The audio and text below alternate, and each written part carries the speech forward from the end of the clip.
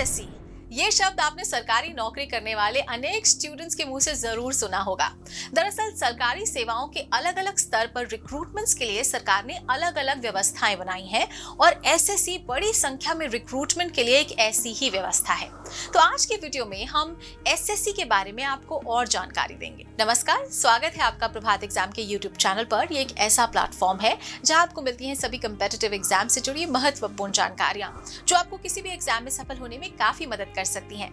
अगर आप हमारे YouTube चैनल पर पहली बार आए हैं तो हमें लाइक और सब्सक्राइब जरूर कर लें और हमारे लेटेस्ट वीडियोस और अपडेट सबसे पहले आप तक पहुंचे इसके लिए बेल आइकॉन को प्रेस करना ना भूलें। तो आइए शुरुआत करते हैं आज के वीडियो की, जो है क्या होता है एसएससी। तो एसएससी की स्थापना 1977 में हुई थी, जिसे कर्मचारी चयन आयोग यानी स्टाफ सिलेक्शन कमीशन कहा जाता है। आपको बता दें कि ये एक बोर्ड है जो कि केंद्र सरकार के मंत्रालय और अनेक विभागों में ग्रुप बी और ग्रुप सी के कर्मचारियों का चयन करता है। यहाँ ये जानना जरूरी है कि यूपीएससी की तरह एक संवैधानिक निकाय नहीं है, बल्कि इसका गठन सरकार के आदेश के बाद किया गया है। तो ये बोर्ड देश भर में कई परीक्षाएं आयोजित करवाता है, जिससे कि सीजीएल, सीएचएसएल, एमटीएस, सीएपीएफ इत्यादि। हर परीक्षा का पैटर्न और सिलेबस भी अलग होता है। एसएससी की परीक्षा देने के लिए स्टूडेंट को कम से कम 12th पास होना जरूरी है और कुछ पोस्ट के लिए ग्रेजुएशन पास करना जरूरी होता है। इसी प्रकार आयु की योग्यता भी परीक्षा के अनुसार बदलती रहती है, लेकिन फिर भी ये कहा जा सकता है कि एसएससी के लिए अधिकतम आयु 35 इयर्स यानी कि 35 वर्ष तक निर्धारित की गई है। दोस्तों, एसएससी की तमाम परीक्षाओं में दो परीक्षाओं का जिक्र कई बार आता है, सीजीएल और सीएचएसएल। अक्सर लोग आपको इन्हीं दो परीक्षाओं की तैयारी करते हुए नजर आएंगे। तो आइए इन दोनों परीक्षाओं के बारे में हम आपको बता देते हैं थोड़ा।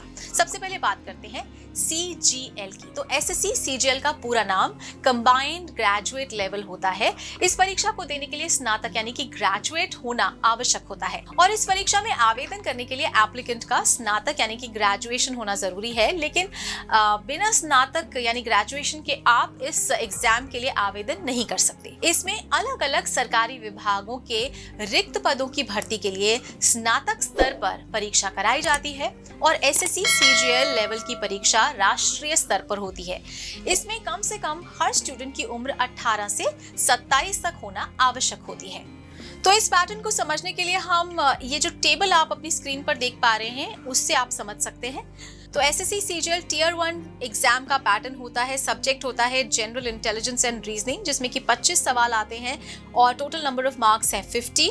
General awareness 25 is the number of questions और इसके मार्क्स होते हैं 50। क्वांटिटेटिव एप्टीट्यूड, इसमें भी 25 क्वेश्चंस आते हैं और मार्क्स होते हैं 50। साथ ही इंग्लिश कॉम्प्रिहेंशन होता है, जिसके क्वेश्चंस होते हैं 25 और टोटल मार्क्स होते हैं 50। और इस पूरे एग्जाम की ड्यूरेशन है 1 घंटा यानी कि 60 मिनट और इसके टोटल नंबर ऑफ क्वेश्चंस हो गए 100 और टोटल मार्क्स हो गए 200। और एसएससी सीजीएल टियर 2 एग्जाम है, उसके बारे में भी आप जान लीजिए।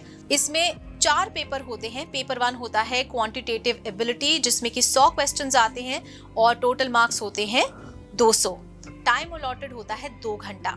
दूसरे पेपर की बात करते हैं जो इंग्लिश लैंग्वेज एंड कॉम्प्रिहेंशन होता है, जिसमें 200 क्वेश्चंस आते हैं और मार्क्स भी होते हैं 200 और ये भी 2 घंटे का होता है।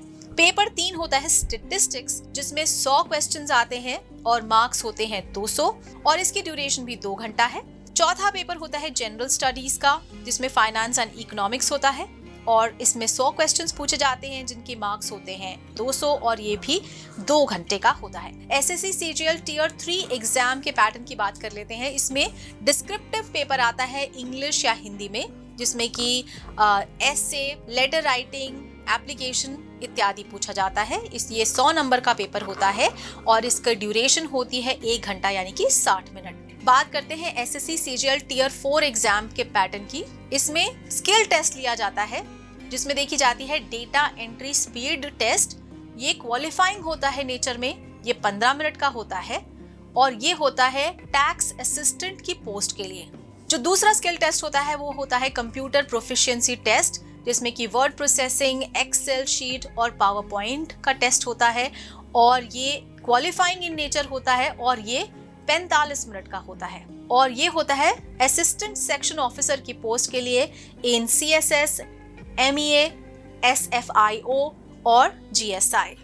तो SSC CGL की परीक्षा उत्तीर्ण करके आप आयकर, उत्पाद शुल्क और नारकोटिक्स, NIA, CBI, डाक इत्यादि जैसे विभिन्न केंद्रीय सरकार के विभागों में एक इंस्पेक्टर या एग्जामिनर अथवा सहायक यानी कि असिस्टेंट आदि बन सकते हैं।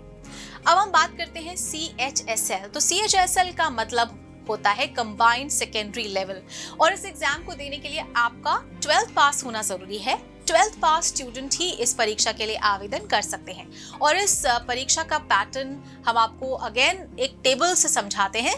तो सबसे पहले बात करते हैं SSC CHSL Tier 1 एग्जाम की। इसमें 4 सब्जेक्ट्स होते हैं: general intelligence and reasoning, general awareness, quantitative aptitude और इंग्लिश कॉम्प्रिहेंशन। इन सभी में 25-25 सवाल पूछे जाते हैं और इन सब के मार्क्स होते हैं 50-50 ईच, और ये पूरा एग्जाम 60 मिनट यानी कि 1 घंटे का होता है। अब बात करते हैं SSC CHSL Tier 2 एग्जाम के पैटर्न की।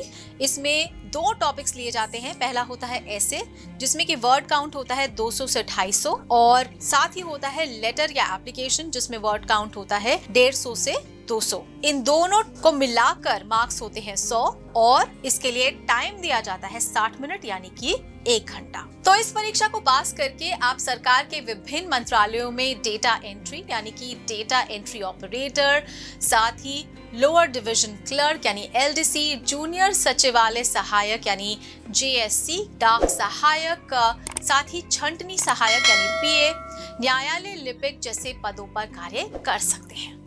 तो दोस्तों, अगर आपको हमारा ये वीडियो पसंद आया हो तो अपने फ्रेंड्स के साथ भी इसे जरूर शेयर कर लें, और अगर आपके पास हमारे लिए कोई सवाल या सजेशन है तो कमेंट बॉक्स में लिखकर हमें जरूर बता दें। तो जल्दी आपसे फिर मुलाकात होगी एक नए टॉपिक पर, एक नए वीडियो के साथ। देखते रहिए प्रभात एग्जाम। नमस्कार।